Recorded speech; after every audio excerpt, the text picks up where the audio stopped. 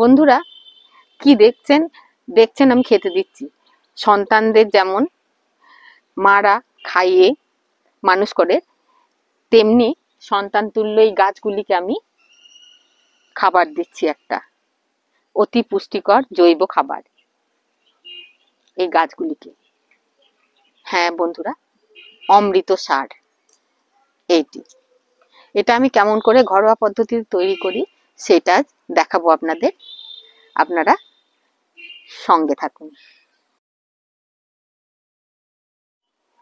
এই দেখুন বন্ধুরা, আমার ছাদে কি সুন্দর শুকাচ্ছে।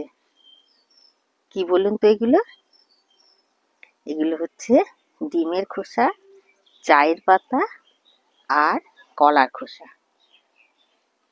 এখন তো শীতকাল, প্রচুর রোদ্দুর ছাদে। আমার ছাদ দক্ষিণ দিকে, প্রচুর রোদ্দুর আর তার সাথে হাওয়া চলছে প্রচুর। সেই জন্য আমি এগুলোকে মিক্সড করে দিয়েছি। প্রথমে আমি আলাদা আলাদা করে দিতাম, চা পাতা আলাদা দিতাম, ডিমের খোসা আলাদা দিতাম আর কলার খোসা আলাদা দিতাম। কিন্তু এখন কি করি, একসাথে দিই, তিনটেই একসাথে শুকায়। চা পাতা তাড়াতাড়ি শুকিয়ে যায়। যে চা পাতা হয়ে গেছে, এগুলো আমি এবার নিচে নিয়ে যাব। নিচে নিয়ে গিয়ে মিক্সিতে গুঁড়ো করব। তাহলে চলুন, এগুলো তো শুকিয়ে খড় হয়ে গেছে। আওয়াজ শুনেই বুঝতে পারছেন কিভাবে শুকিয়েছে, খড়খড় করে আওয়াজ হচ্ছে। তাই এগুলোকে আমি তুলে নিয়ে নিচে যে মিক্সি আছে সেই মিক্সিতে গুঁড়ো করব। আপনারা সঙ্গে থাকুন। আমি ছাদ থেকে এগুলোকে নিচে নিয়ে আসলাম। তারপর কিছুটা এই যে মিক্সারের মধ্যে দিলাম। এর সঙ্গে সর্ষে খোল কিছুটা দিয়ে দেব, একসঙ্গে পেস্ট হয়ে যাবে। তারপর মেশাবো 1 বছরের পুরনো গোবর সার, আর এখানে ইকোটোর মধ্যে আছে নিম খোল। এইগুলো মিশিয়ে আমি একটা মিক্সড অমৃত সার তৈরি করব। তাহলে আমি গুঁড়ো করি, আপনারা সঙ্গে থাকুন। তারপর দেখাবো গুঁড়ো করে কেমন হলো।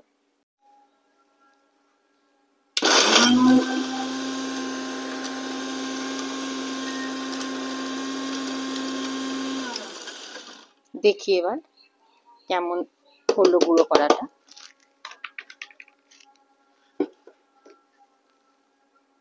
এই যে ঠিক এই পর্যায়ে এসছে। আমি এই কাপড়টার মধ্যে ঢেলে দিলাম। এইভাবে আমি সমস্তটাই গুঁড়ো করব, আপনারা সঙ্গে থাকুন। এইভাবে আমি সমস্তটা গুঁড়ো করে নিলাম। কি সুন্দর গুঁড়ো হয়েছে। একটু একটু ডিমের খোসা রয়েছে, কিছু অসুবিধা নেই। তাহলে এখানে কি কি আছে আমার? ডিমের খোসা, কলার খোসা আর চা পাতা শুকনো, এই তিনটে রয়েছে। এর সাথে মেশাবো আমি সর্ষে খোলের গুঁড়ো। এটা হচ্ছে সর্ষে খোল, হচ্ছে পরিবেশ বান্ধব। এই সর্ষে খোলকে আমি মিক্সিতে গুঁড়ো করে কৌটোর মধ্যে রেখে দিয়েছি। এই সারটা হচ্ছে পরিবেশ বান্ধব আর নাইট্রোজেন সমৃদ্ধ। এটাও গুঁড়ো করে নিয়েছি আমি, কিছুটা এর মধ্যে মিশিয়ে দিলাম। তারপর মেশাবো আমি নিম খোল। প্রত্যেকটা জৈব উপাদানে ভরপুর নিম খোল। গাছের গোড়ায় পোকা, শামুক, কেন্ন এসব হতে দেবেন না। আর নিম খোলের মধ্যেও যথেষ্ট জৈব পুষ্টি আছে, যেটা গাছের পক্ষে অনেক সমৃদ্ধ। আর মেশাবো আমি 1 বছরের পচা গোবর সার। আমি সংগ্রহ করে শুকিয়ে রেখে দিয়েছি, সময় মতো কাজে লাগাবো বলে। 2 মুঠো আমি মিক্সড করলাম। এরপর মেশাবো কিছুটা ট্রাইকোমা ভিরিডি, প্যান্থার টিভি ট্রাইকোমা ভিরিডি। আমি এটা মেশাবো, গাছকে ফাঙ্গাসের হাত থেকে রক্ষা করবে এটা। এটা আমি মেশাবো 4 চামচ। এইভাবে 4 চামচ আমি